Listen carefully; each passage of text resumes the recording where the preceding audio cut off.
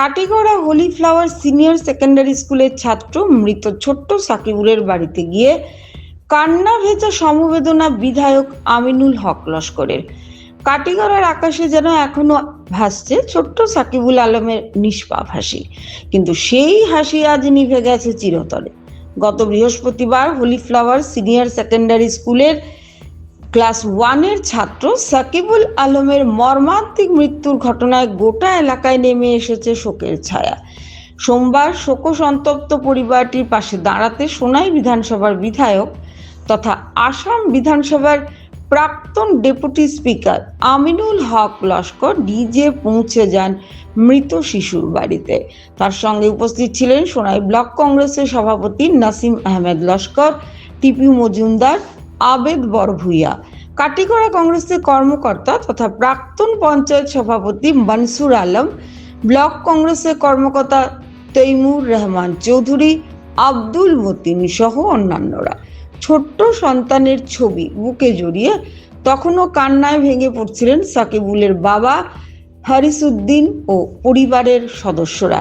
সেই হৃদয় বিদারক পরিবেশে বিধায়ক আমিনুল হক লস্কর পরিবারটির প্রতি গভীর সমবেদনা জানান। অত্যন্ত দরিদ্র পরিবারের দুর্দশার কথা বিবেচনা করে তিনি আর্থিক সহায়তাও প্রদান করেন। শুধু সমবেদনা নয়, অসুস্থ হয়ে পড়া সাকিবুলের মায়ের চিকিৎসার দায়িত্ব নেওয়ায় আশ্বাস দেন তিনি।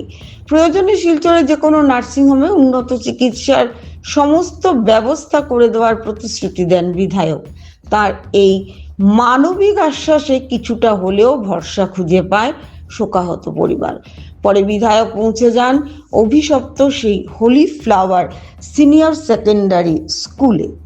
সেখানে স্কুল পরিচালনা কমিটির কর্মকর্তা মৃদুল নাগ, মিহিরকান্তি নাগ, হরিপদ দেব সহ অন্যান্যদের সঙ্গে দীর্ঘ আলোচনা করেন তিনি।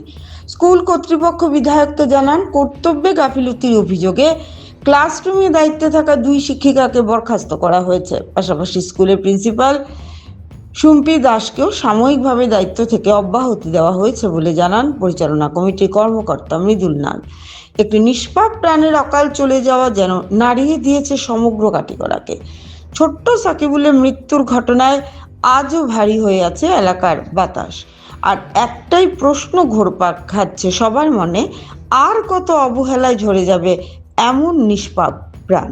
গত বৃহস্পতিবারে অর্থাৎ 7 তারিখ কাঠিগড়া হোলি ফ্লাওয়ার স্কুলেও যেটা মর্মান্তিক ঘটনা ঘটছে, সাকিবুল ইসলাম মাজার বইয়া, সাকিবুল ইসলাম মাজার বইয়া, আমরা তার বাবা হারিসউদ্দিন মাজার বইয়ার একমাত্র ছেলে স্কুলের যেটা কক্ষত মারা গেছেন। তো পোস্টমর্টমে বাদে জানা গেছে যে হয়তো ম্যাগি নাইলে যে কোনো জিনিস লাগিয়ে মারা গেছে। হয় বাচ্চারা স্কুলে গিয়ে খায়, কিন্তু একটা স্কুলের ভিতরে 2 জন শিক্ষক থাকা অবস্থার যে এই বাচ্চা বয়স সময় ছটপট করতে লাগছে, অন্য বাচ্চার সাপোর্ট লইছে যে তুমি টিচার আপনারা জানাও, বাচ্চান থেকে জানাইছেন, হয়তো ওই বাচ্চার কতদিন আয়ু আসলো, কিন্তু সঙ্গে সঙ্গে টিচার আপনার নেগলিজেন্সি আছে। আজকে এক মার ফুল খালি হয়েছে, এক বাবার একমাত্র ছেলে মারা গেছে। এই মর্মান্তিক যেটা ঘটনা, এটা আর ঘটক না, আর কোনো প্রাইভেট স্কুলও এরকম ঘটনা ঘটক না। একটা ঘটনার তেনে প্রত্যেক প্রাইভেট স্কুলের মালিকরা এটা সবক নেও, যাতে যেখানে সিসি ক্যামেরা লাগানো হয়েছে ওই সিসি ক্যামেরার মনিটরিং করার একটা ব্যবস্থা আছে। যদি ওই সময় যদি ওই সিসি ক্যামেরা সত্যিকারের মনিটরিং হইতো, তাহলে ওইখান থেকে নক করা হইলে টিচার ফ্লোরে যে তোমরা এই বাচ্চা একটা এরকম ছটপট করে তোমরা খবর লো। নেগলিজেন্সি সবরও আছে, কিন্তু এই নেগলিজেন্সিটা আমি মনে করি শেষ নেগলিজেন্সি হোক, ভবিষ্যতে আর কোনো মার কুল খালি হোক না।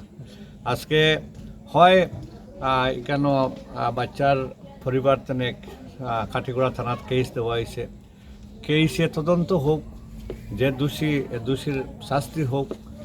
একটা শাস্তি না হইলে পরবর্তীতে এরকম টিচারের নেগলিজেন্সি ছাড়তো না। নেগলিজেন্সি করলে কি শাস্তি হয়, একটা শাস্তি হইলে এটা বন্ধ হইব। আর যে কোনো এই পরিবারের যে কোনো সাহায্য আমার ডাকলে আমি আসি।